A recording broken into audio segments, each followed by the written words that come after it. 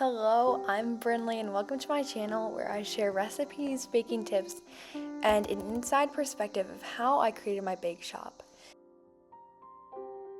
In this video, I'm going to share with you how I started and how to start your own little bake shop as a teenager. I'm also going to share some of the most important things to purchase before you start your bake shop and also mistakes not to make when you're starting.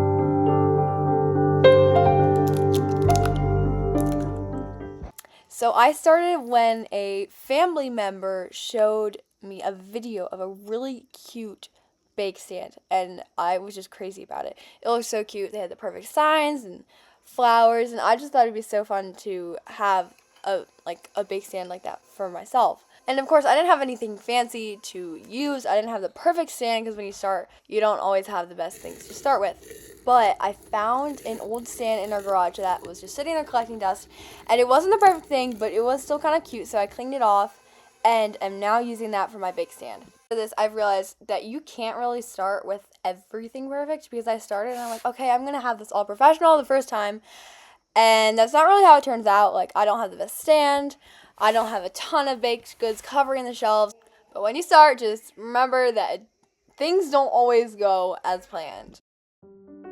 This week, I messed up a bunch. I messed up last week too.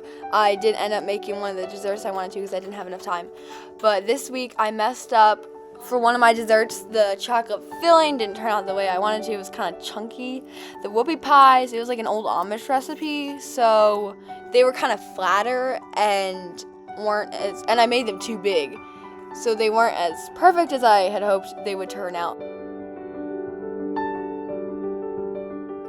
But the absolute most shameful mistake that I made was I normally get out my sourdough starter on Monday or Tuesday and keep feeding it throughout the week to build it up so I have enough to make a bunch of sourdough loaves. But I forgot to get it out until Thursday, and so I only ended up baking about 4 loaves, which I barely got out that many. But yeah, just little mistakes like these make you more prepared for actually writing down what you need to do and checking it off when you've completed it.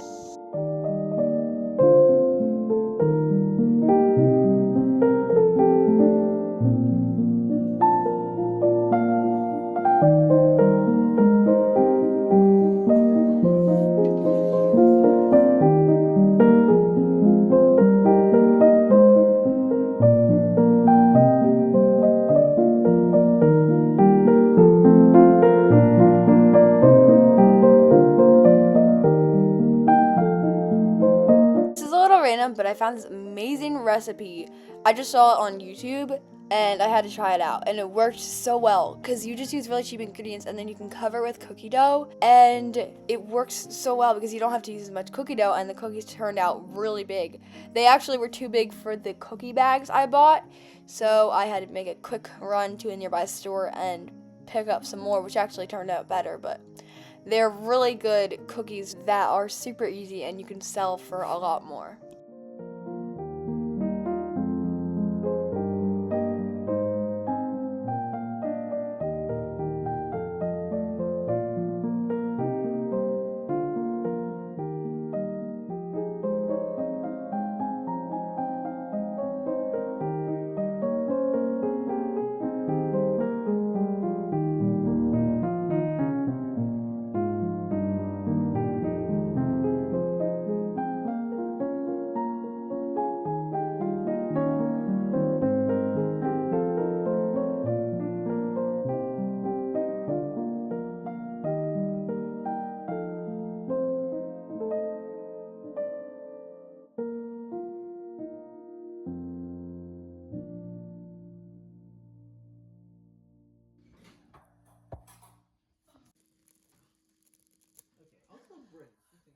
If you want to make this job a little bit easier on yourself and less stressful, spread it out in the entire week.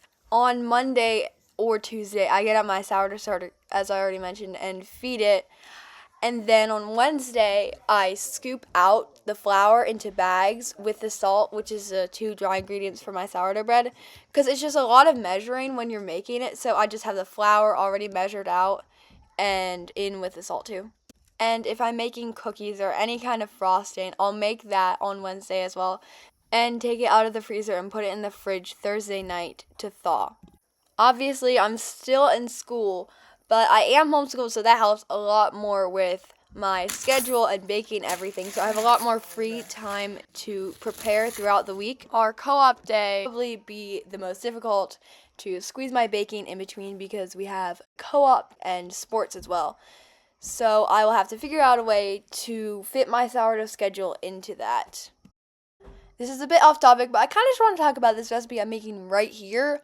Chocolate babka, oh my word, it is amazingly delicious. I think it's some kind of old Jewish recipe. I'm not quite sure, but babka, it kind of just sounds like that. It's just such a pretty braided sweet bread with the chocolate that sometimes I substitute for a cinnamon sugar filling, and either way, it turns out amazing. As I already mentioned, I messed up the filling a little bit.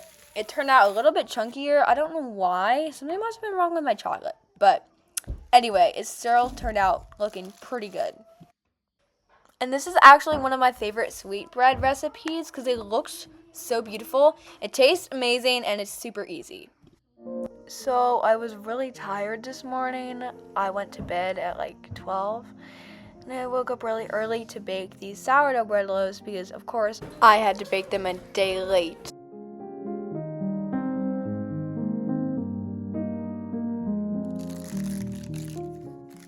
But I think it's so worth it to sell freshly baked loaves of bread, even though it was still quite early in the morning for me.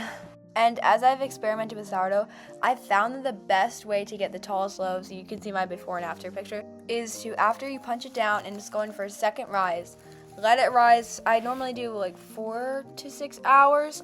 And then when it's nice and big, I put it in the fridge, and I put it in the fridge for 6 more hours.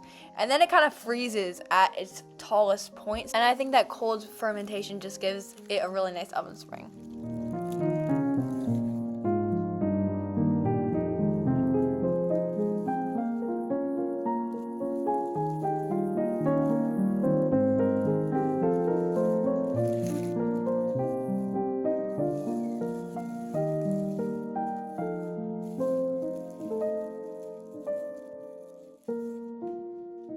Next thing I'm going to show you is a bunch of the items I purchased in order to start this. And honestly, I think the packaging is everything. It just makes the appearance look so much more professional.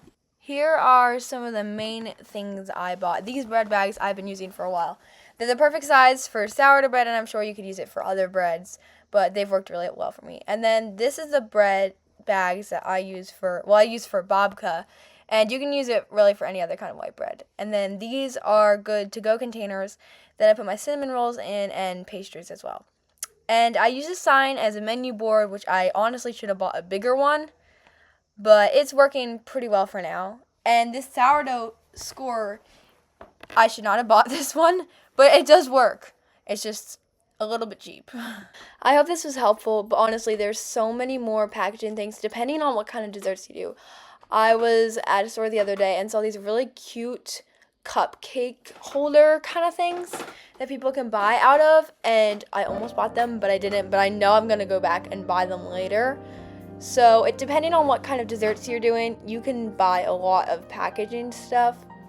I just think that the packaging makes it look so good. Aside from packaging, I think one of the most important things is advertisement, and that's something I don't have a lot of. I'm planning to custom make some yard signs I can hopefully put around my neighborhood, just advertising my bake shop and hopefully bringing more customers in. Now, here's another problem I had. These cinnamon rolls are amazing. The recipe is incredible, but honestly, I cannot find the right size pan for it. A 9x13 is too small and they stick too closely together. And I tried the 11x17 this time, but they were a little too far apart, so that when they baked, they were a little bit drier than I would have liked. So I just need to figure out a way to maybe separate them into 2 different pans that are the perfect size. But I'm sure I'll be tripling or quadrupling this recipe anyhow, because these cinnamon rolls sell out very quickly. Another thing that was probably a key factor in making this stand look so beautiful was fresh flowers. It was very nice. We have a rose bush, and so I cut up a few of those. And a friend gave us a jar of sunflowers that were also very beautiful that I put on the stand. And I'd say decorating your stand and making it just look really pretty is very important, which may be hard for some people, but it was super fun picking out the flowers for this, and I'm sure I'll have a lot more decorations in the future. And as you can see, I'm still starting out small. I don't have a ton of baked goods yet. I don't have the cool stands that some people put them on. I don't even have a form of payment for card, but I've been using a cute little pay here jar and a Venmo QR code, which has actually been working really well. I think people just enjoy having a cute bake stand to visit every Saturday morning to pick up their freshly baked goods. If you like this content, please like and subscribe for more videos.